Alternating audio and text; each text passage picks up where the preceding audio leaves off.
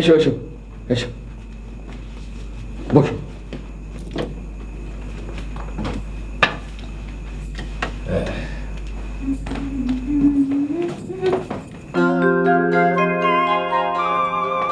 প্যারি, শোন, এই ছেলেটা না আমার বন্ধুর ছেলে, গ্রাম থেকে এসছে, আমার এখানে থাকবে, তুই একটু ওকে দেখে রাখিস। বাঙালি মেয়ে না প্যারি কেন? ওর বাপ মা আদর করেই নাম রেখেছে। বাবা মা তো গরিব, অনাদরে মানুষ হয়েছে, এখন মেয়েটাকে মূলধন করে বেঁচে আছে। আচ্ছা, তুমি একবার দেখে মানুষের এত গভীর কথা বলো কি করে? মেয়েটা কিন্তু খুব লক্ষ্মী, আপনার এই 7 নম্বর বাড়ির কলরব। ও না থাকলে আপনার বাড়িটা কিন্তু মনে হবে নিশ্চুপ, খবরখানা। বনের কোনো পাখিও আপনার বাড়িতে এসে ডাকাডাকি করবে না। তুমি অসম্ভব সত্যি কথা বলেছো। শোনো বাবা, তোমার প্রথম কাজ হলো আমার এই মেয়েটিকে লেখাপড়া শেখাতে হবে। মেয়েটা কিন্তু এমনিতে বুদ্ধিমতী, চৌকস, ওকে শুধু হাতে কলমে একটু শিক্ষা দিতে হবে। কিন্তু আঙ্কেল, এই অল্প বয়সে মেয়েটার কিন্তু সময়ের খুব অভাব। ওই লেখাপড়া শেখার সময়টুকু আমি বের করে দেবো। প্যারি, ইনি তোর মাস্টার, আজ থেকে রোজ ওনার কাছে পড়া শিখবি।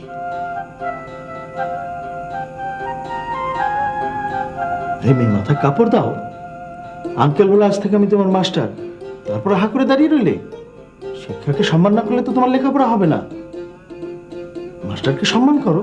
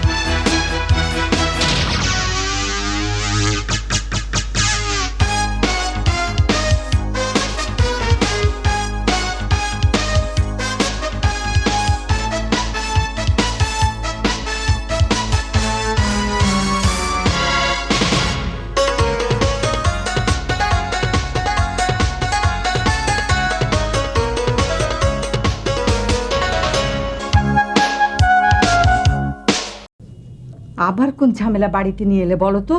এই গ্রামের কথা শুনলে তোমার মাথা একেবারে খারাপ হয়ে যায়। এই গ্রাম প্রীতি ছাড়ো। আস্তে কথা বলো, আস্তে। একদিন পরে আমি একটা পরশুমণি পেয়েছি। ওই ছেলে যে কোনো মানুষকে দেখলেই তার ভেতরে সমস্ত কথা বলে দিতে পারে। ওই ছেলে জ্যোতিষ নাকি? না না, জ্যোতিষী না, হলো সমাজ বিজ্ঞানের ছাত্র। প্রতিটি মানুষকে নিয়ে ও চিন্তা ভাবনা করে। তুমি না বললে ওর নাম ফেলু? ও বারবার পরীক্ষা ফেল করে। আরে ও সিলেবাস অনুযায়ী পড়ে না, কোনো সাজেশনও ফলো করে না, আর নোট দেখলে তেলে বেগুনে জ্বলে উঠে। সত্যিকারের ছাত্র, আর আসল অর্থে ও হলো প্রকৃত ছাত্র। তুমি যদি বৌমাকে ওকে একবার দেখাও, মুহূর্তের মধ্যে বৌমার 14 গোষ্ঠীর কথা বলে দেবে। সত্যি বলছো? হ্যাঁ। তাহলে তো এক্ষুনি এই বৌমাকে ওর কাছে নিয়ে যেতে হয়। ধীরে ধীরে, মাত্র এসছে, আগে সেটেল হতে দাও, তারপর। তোমার সম্পর্কে কিছু বলেনি? না, তেমন কিছু বলেনি। চালাক ছেলে তো, ভেবেছে এখানে থাকবে খাবে, তাই স্পষ্ট করে কিছু বলেনি। শুধু বলেছে, আঙ্কেল আপনি কেন এত ভীতু, আন্টিকে দেখে এত ভয় পান কেন? তুমি তার কোনো উত্তর দাওনি? দিনই আবার না, জবাব দিতে পারলাম না। মিথ্যে কথা বললে তো আবার ধরা পড়ে যাব, ও তো আবার সত্যবাদী আয়না। রে ভোমরা নিশিতে যাইও ফুল বনে, নিশিতে যাইও ফুল বনে। কে কে কে কে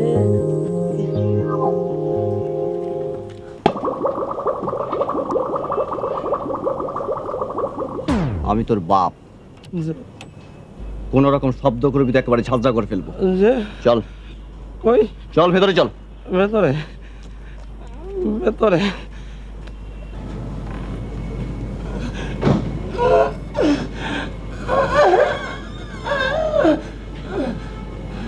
হ্যাঁ ভাই, ওরকম করছিস কেন? আরে কিন্তু কথা বলছিস না কেন? এই ছেলে, তুমি কে? কি চাও? আমি খুব খারাপ ছেলে আঙ্কেল, আমার নাম তপু, এই ধানমন্ডিতে থাকি 27 নম্বর বাড়ি। আমার কাছে কি চাও?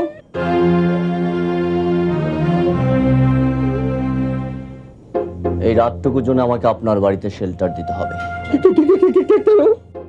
আমি এখন পুলিশের কাছে ওয়ান্টেড, সবাই আমাকে খুঁজছে। যদি কেউ বাধা দেন তার লাশ পড়ে যাবে এখানে, আমি গুলি করতে বাধ্য হব। চলুন আঙ্কেল, চলুন চলুন চলুন।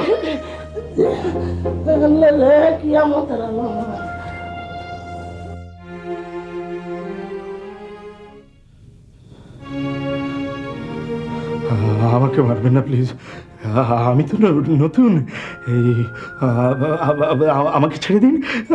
আমি আমি আপনাদের শহরে থাকবো না, এই গ্রামে চলে যাব, নদীর সাঁতরে মার কাছে। অমন এই যুগের বিদ্যাসাগর হতে যান, ইন্টেলেকচুয়াল। আর একটা শব্দ করলে কিন্তু ছেঁড়া কাগজের মতো আপনার জীবনটাকে ছিঁড়ে ফেলবো। বসুন বসুন এখানে।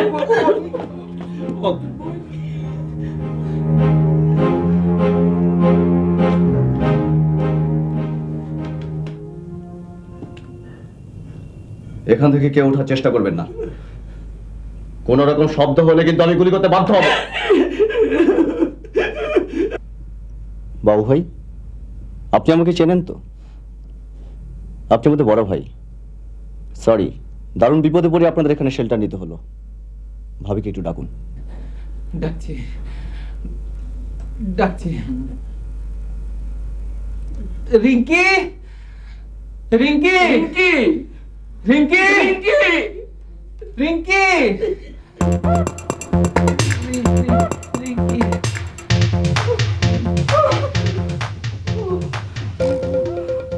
ভাবি, আমি কিন্তু সব বুঝতে পারি, কোন রকম ইনফর্ম করার চেষ্টা করবেন না। আপনাকে গুলি করতে হলে আমি খুব দুঃখ পাবো।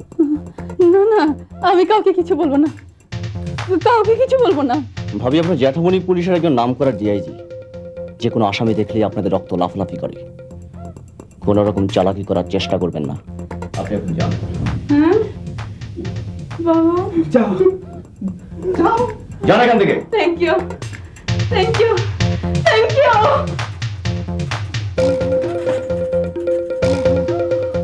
ভাই, আমার হাত পা অবশ্যই যেতেছে কেন, আমার বুকটা টিপি করে কাঁপতেছে। ওই মাস্টারটা আমার সবটা শুনে তো গুলি করে মারবো। আজকে আমি মরে যাবো না। মরার সময় কি মানুষ এরকম করে? দুনিয়াটা ঘুরতেছে না, আমি করতেছি। এই, কে ওখানে? কে ওখানে? আমি আমি আমি তুমি কে? আমার নাম পিয়ারি। খালাম্মা খালু জানা আমারে গ্রাম থেকে আনছে। ওখানে এত শব্দ হলো কেন? তোমার সঙ্গে আর কি আছে? কেউ না কেউ না, আমি আছি, কিচেন আছে, চুলা চাটকি আছে, থালা বাটি আছে, মাছ তরকারি আছে, কাপ প্যান আছে। আরে ও কি বলছে আমি তো বুঝতে পারছি না। ও ভয় পেয়ে গেছে, ওকে ছেড়ে দাও তপু। ও আমাদের রান্না বান্নার কাজ করে। আচ্ছা ঠিক আছে, তুমি যাও, কোনো রকম শব্দ করবে না, যাও।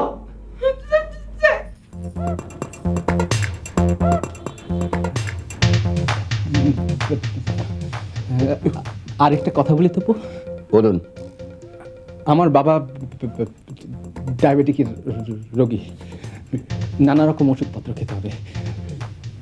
বাবাকে ছেড়ে দাও। আঙ্কেল আপনি যান, বাবু ভাই আপনিও যেতে পারেন, কিন্তু কাউকে কোনো ইনফর্ম করার চেষ্টা করবেন না। করবো না। করবে না। যান। আয় আপনারা দুজন বসুন।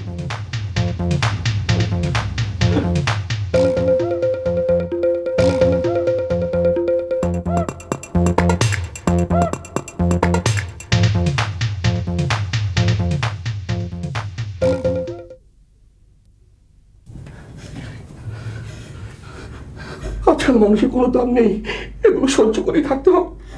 তাই বলে ওইটুকুন একটা ছেলে নাক টিপলে দুধ বেরোয়, ওর কাছে আমাদের জিম্মি হয়ে থাকতে হবে? আমাদের সামাজিক অবস্থা এরকম, ছোটরা অস্ত্র নিয়ে ঘুরে বেড়াবে আর এই বড়রা ভয়ে হা করে তাকিয়ে থাকবে। আঙ্কেল, আঙ্কেল,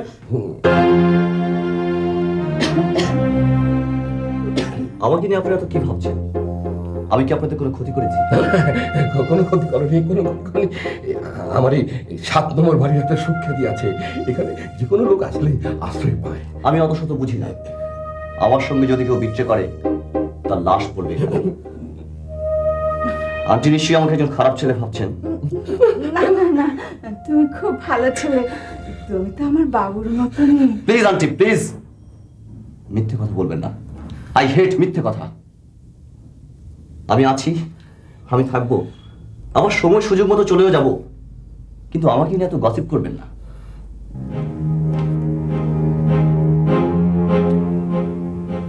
আমার মনে হয় জ্যাঠামণিকে একটা কল করে তপুর কথা বলে দিই।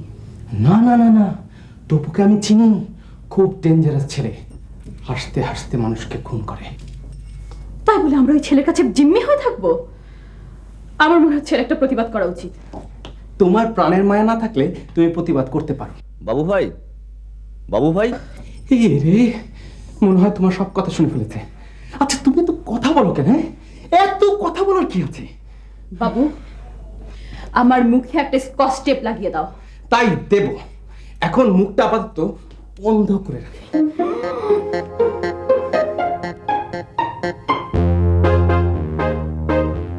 ভাইজান, ভাইজান, আমার জ্বর, ডেঙ্গু জ্বর, দুটো বড়ি খাইতে চাই, একটু ছুটি দেওয়া যাইব না?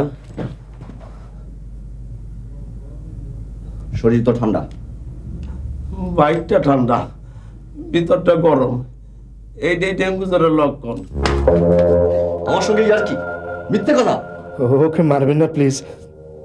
ও আপনার যে বয়সে বড়, ছোট হয়ে বড়দের গায়ে হাত তুলতে নেই। যারা মিথ্যে কথা বলে তাদেরকে আমি ঘৃণা করি। ও অবশ্য একটু বেশি মিথ্যা কথা বলে। এই সাহেব আলী, এই কয়েক ঘন্টার জন্য একটু চুপ করে থাকলে কি হয়? হ্যাঁ, জ্বর খাই আমার মাথা ঘুরাইতেছে, আমি একটু বাথরুমে যাইতে চাই। যাও, তুমি আর আমার সামনে আসবে না, তোমার ছায়া দেখলে আমি গুলি করবো। জীবনে আমার ছায়া থাকবেন না ভাইজান। থ্যাংক ইউ ভাইজান। আল্লাহ রে।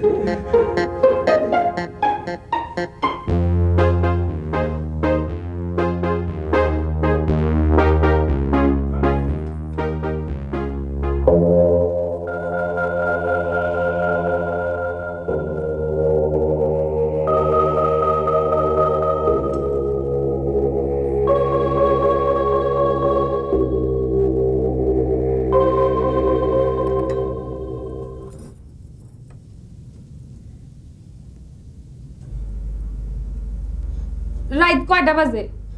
আপনারা হয় খান, নইলে আমার গুল্লি করেন। এত জ্বালা যন্ত্রণা আমার আর সহ্য হয় না। হাতে অস্ত্র থাকলে কি খিদা লাগে না? খাওন সামনে রেখে বসে থাকলে খাওনে বরদোয়া দেয়।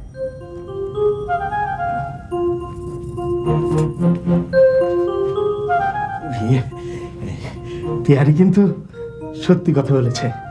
আমরা মুসলমান তো, এই খাবার সামনে রেখে বসে থাকলে আল্লাহ নারাজ হবে, অন্ন হারাম হয়ে যাবে। আপনি খান, আমি পরে খাবো। তাহলে আমি শুরু করি। করেন।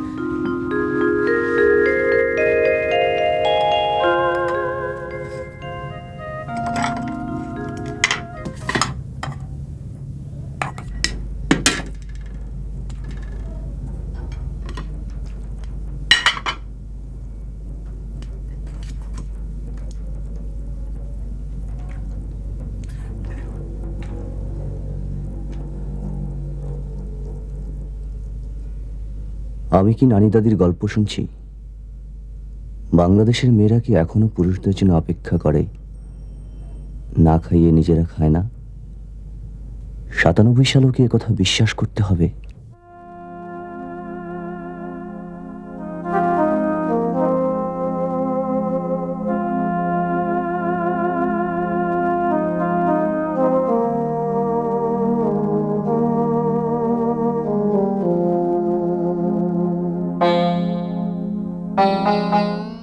পিয়ারি, তোর মতো আমার একটা বোন ছিল গ্রামে, দাদির কাছে। বাবার অবহেলায় সেও মারা গেছে।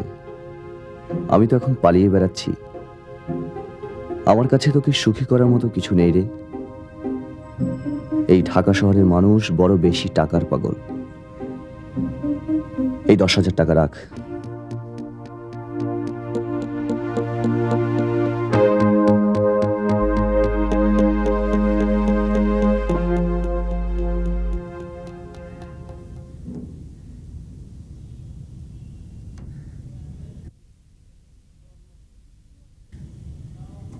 আমারে চর মারছ পিচ্ছি মাস্তান।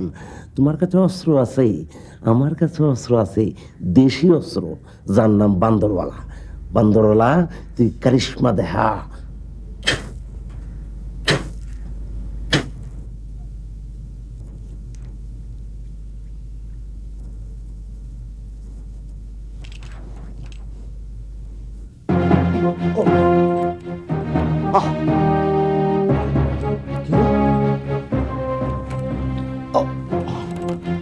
ওরে বাবা!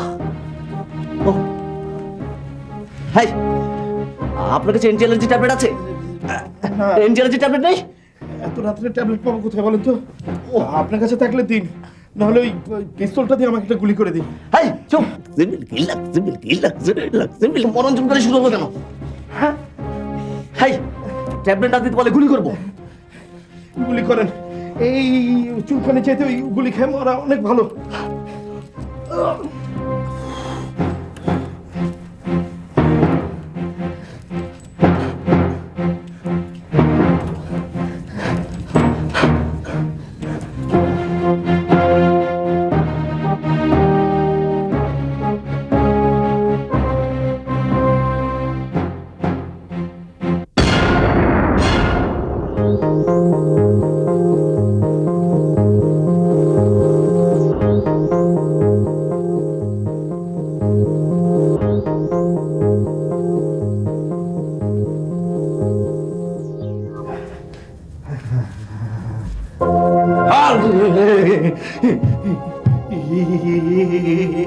কি এটা অস্ত্র মনে হচ্ছে?